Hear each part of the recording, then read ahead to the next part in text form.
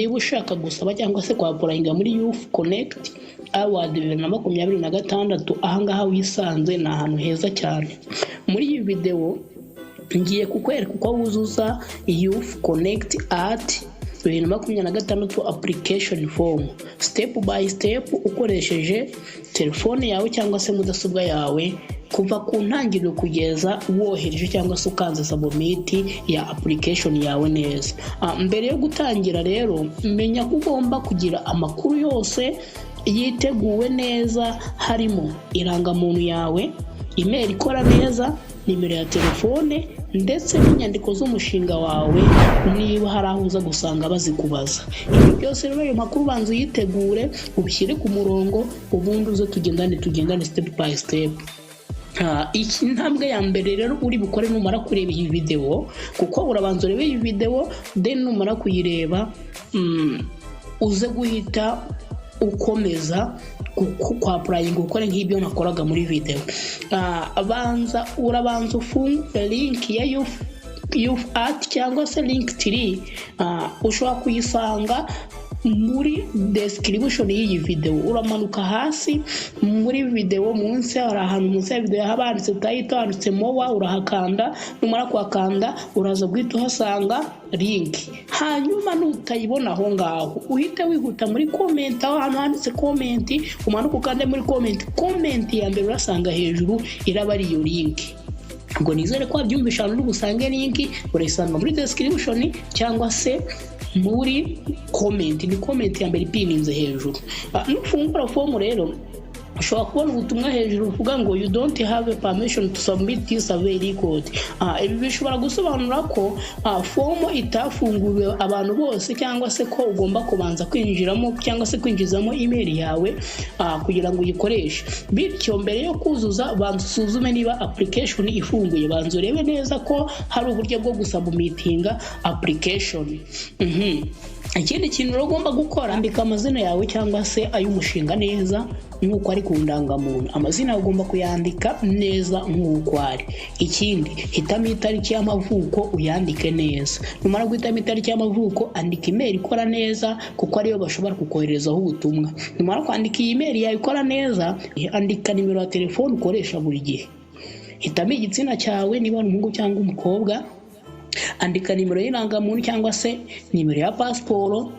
Icy'ingenzi hano ni uko amakuru yose ugomba kuba cyangwa se amakuru yose ugomba gutanganga hagomba kuba ari ukuri kandi yanditse neza, kuko amakosa ashobora gutuma application yawe itemerwa.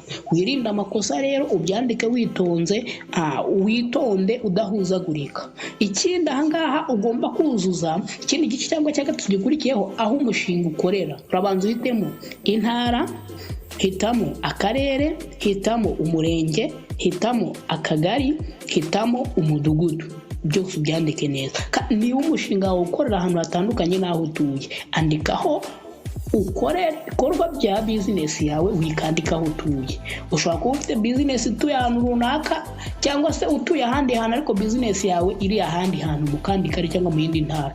Andika aho umushinga wawe ubarizwa, wikandikaho wowe ubwawe ubarizwa. Nizere ko aka kantu kumvishe neza. Part 4 cyangwa se igice cya kane ni amakuru y'ubucuruzi bwawe. Mu gice cy'amakuru y'ubucuruzi uzandika amakuru yerekeye business cyangwa se koperative yawe. Uzandika izina ry'ubucuruzi cyangwa se koperative yawe, andika TIN number niba uyifite, hitamo itariki ubucuruzi bwawe bwandikiweho cyangwa se igihe wabwandikishije, andika nimero y'icyemezo cy'ubucuruzi cyangwa se cya koperative, andika nimero ya konti ya business. Niba hari amakuru utarabona ntuyahimbe. Ahangaha reka mbanze nkubwire ngo niba hari amakuru utarabona akaba ari ibintu udafite wibihimba, banza ubaze cyangwa se ushaka inyandiko zibihamya. Ubanza ushaka amakuru yose, utanga amakuru agize gute yuzuye. Wihimba amakuru udafite. Niba ari ibyemezo cyangwa se ari amadokima udafite, banza uyashake. Tujye ku cyiciro cya 5. Urahitamo ugiye gusaba he. Hano hari utuntu twinshi dutandukanye uraza guhitamo. Muri iki gice uraza guhitamo ese ndi kwa applyinga kubihe. mu gice cy'icyiciro usaba kwitabiramo hitamo kategori ijyanye n'umushinga wawe. Urumva ahangaha urahita uhitamo, dore kategori ngizi imbere yawe, uraza guhitamo kategori ijyanye n'umushinga wawe, hanyuma usobanure neza ibyo ukora. Urugero ushobora kwandika hasi ukavuga ngo umushinga wanjye ukora ibikorwa by'ubuhanzi n'ubucuruzi bifasha urubyiruko kubona akazi no kwiteza imbere.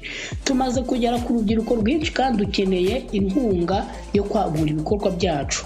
Ahangaha rero gerageza kwandika ibisobanuro bigufi ariko byumvikana neza. Igice cya 6 sasa, ibibazo by'imicungire, cyangwa se ugiye kukubaza urasubiza ibibazo by'imicungire ya business yawe. Muri iki gice rero urasanga bakubaza ibijyanye n'imicungire y'umushinga wawe. Niba ufite inguzanyo, subiza by'ukuri, usubize ibibazo byawe nk'uko biri. Niba warafashe inguzanyo, bisubize ko wayifashe. Sobanura imbogamizi uhura nazo mu mushinga wawe, ubivuge neza. Andika icyerekezo cy'umushinga wawe mu myaka 5 iri imbere, nabyo ubishyireho. Ushobora kuvuga urugero, n'urugero ngiye kuguha cyangwa se urugero ngiye kukubwira. Ushobora kuvuga ngo mu myaka 5 iri imbere dushaka kwagura ibikorwa byacu mu turere tw'u Rwanda no guha urubyiruko amahirwe menshi yo kwihangira umurimo. Ubwo ni intego yayo mu myaka 5 wabuze. Ubu n'urugero ngewe mvuze. Part 7 cyangwa se igice cya 7 ni imigereka. Tuvuze imigereka ni amadokumenti bakubaza ugiye gushyiraho. Nk'uko uri kubireba rero, iki gice ni icy'ingenzi cyane. Ugomba gushyiraho inyandiko zisabwa, inyandiko bagiye kukubaza cyangwa se document bagiye kukubaza neza witonze.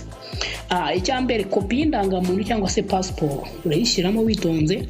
Icyangombwa cy'ubucuruzi bwawe cyangwa koperative yawe, ifoto y'ibikorwa byawe cyangwa umushinga wawe. Mbere yo kohereza rero dosiye zawe, subira inyuma, reba dosiye zose zifunguye cyangwa se reba dosiye zose niba zifunguye zimeze neza, bantu zifungure. Za dokima zawe wagiye ushyiramo zifungure, urebe ko ari zo washyizemo iza nyazo. Rero niba bakubajije PDF, umenye ko ari PDF washyizemo, urebe ko ariko bigize gute, byose biri ku murongo. Hanyuma rero nurangiza uhita ugira gute, amakuru yose numara gusanga umaze kuzuza amakuru yose, ongera usuzume buri gice. Umara kugisuzuma, reba ko amazina yawe yanditse neza, reba ko email na telefone ari byo, reba ko inyandiko zose zashyizweho neza, zose nta nimwe utarashyiraho. Niba byose ari byo, kanda submit cyangwa se ohereza. Hanyuma bika screenshot cyangwa se dufata screenshot ka confirmation message nk'ikimenyetso cy'uko wohereje application yawe. Niba iyi video igufashije rero, ikaba igufashije kumenya uko wakora application ya YCA 2026, ntuzibagirwe cyangwa se ntiwibagirwe gusiga ukanze like, subscribe, gusangiza abandi urundi rubyiruko n'abahanzi bashaka kwitabira Youth Connect Award 2026. Niba hari ikibazo ufite kukuzuza form, andika ikibazo cyawe muri comment, nzagufasha. Murakoze cyane, tuzongera kubonana mu yindi video. Ciao ciao. Ahangaha wari musanze ni kuri Skillnet Rwanda.